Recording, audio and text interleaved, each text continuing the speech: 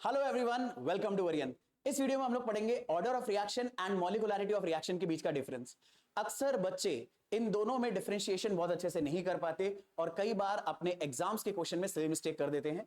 वो सारे पॉइंट हम लोग इस वीडियो में कवर कर लेंगे ताकि आपको एक बहुत अच्छा सा क्लियर आइडिया मिल जाए ऑर्डर ऑफ रिएक्शन और मॉलिक्युलरिटी ऑफ रिएक्शन किस तरह से अलग होती है। अगर हम लोग एक रिएक्शन कंसिडर करें, जैसे कि मान लीजिए ए और बी आपस में रिएक्शन करके कुछ प्रोडक्ट्स बना रहे हैं, तो यहां पर रिएक्टेंट जो हम इस्तेमाल कर रहे हैं वो ए और बी है। यही आपस में रिएक्ट करेंगे, कोलाइड करेंगे और प्रोडक्ट में कन्वर्ट होंगे। और इन्हीं के अकॉर्डिंग हम ऑर्डर ऑफ रिएक्शन और मॉलिक्युलरिटी भी डिफाइन करते हैं।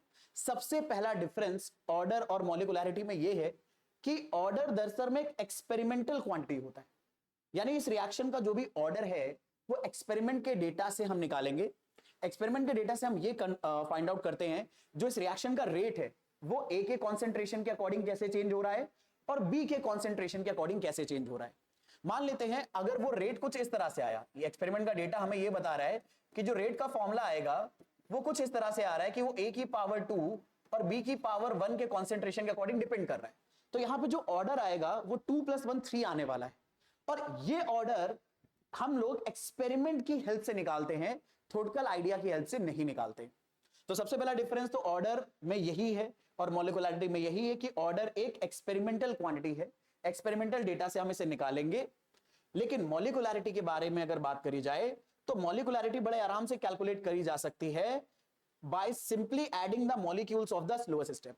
अगर कोई रिएक्शन मल्टीपल स्टेप में हुई है तो हम सबको पता है कि जो स्लोएस्ट स्टेप होता है वो रेट डिटरमाइनिंग स्टेप है और उस रेट डिटरमाइनिंग स्टेप में जितने मॉलिक्यूल्स आपस में कोलाइड कर रहे हैं वही हमारी रिएक्शन की मॉलिक्युलरिटी है। तो आप बड़े आराम से उसे कैलकुलेट कर सकते हो, यानी इसका थ्योरेटिकल कैलकुलेशन पॉसिबल है, थ्योरेटिकली इसको एक बार निकाला भी जाता है।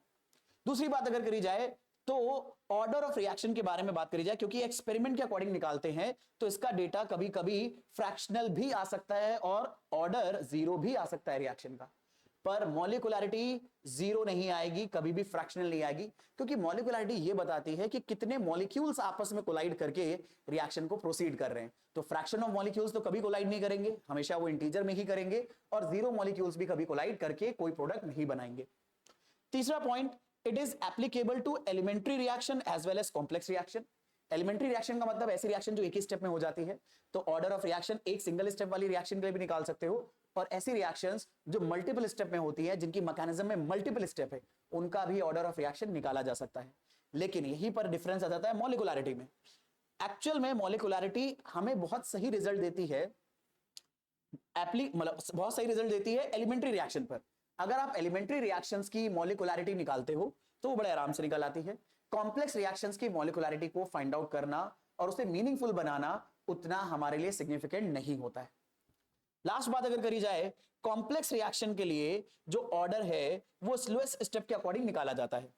लेकिन अगर कॉम्प्लेक्स रिएक्शन में हम बात करें तो मॉलिक्युलरिटी का कोई सिग्निफिकेंस नहीं होता। बहुत कॉम्प्लिकेटेड रिएक्शन में बहुत सारे स्टेप्स अगर इन्वॉल्व हैं, बहुत सारे रिएक्टेंट्स अगर इन्वॉल्व हैं, तो वहां पर मॉलिक्युलरिटी का कोई खास मतलब नहीं बचता है। बल्कि आप ये बात भी याद रख सकते हो, मॉलिक्युलरिटी अगर 3 से ज्यादा आ रही है अलग अलग रिएक्शंस के लिए तो उसका कोई खास मीनिंग नहीं होता, क्योंकि मॉलिक्युलरिटी बेसिकली में ये बताती है कितने नंबर ऑफ पार्टिकल्स रिएक्शन को कराने के लिए एट अ टाइम कोलाइड कर रहे हैं। तो अगर नंबर ऑफ पार्टिकल्स का नंबर बहुत ज्यादा बढ़ने लगेगा तो उनके एक साथ कोलाइड करने की प्रोबेबिलिटी भी कम होने लगेगी। तो इसीलिए मॉलिक्युलरिटी का बहुत कॉम्प्लेक्स रिएक्शंस के अंदर कोई खास सिग्निफिकेंस नहीं होता है, ये आपको कोई बहुत मीनिंगफुल डेटा कन्वे नहीं कर पाता है। तो ये सारे पॉइंट आपको ऑर्डर और मॉलिक्युलरिटी के बीच में एज डिफरेंस याद रखने हैं। आपके एग्जाम में आपको ये बहुत ज्यादा हेल्प करेंगे। इस वीडियो में इतना ही रखेंगे। मुझे उम्मीद है आपको ये सारी चीजें बहुत अच्छे से समझ में आई होंगी। मिलेंगे नेक्स्ट वीडियो में। Thank you very much.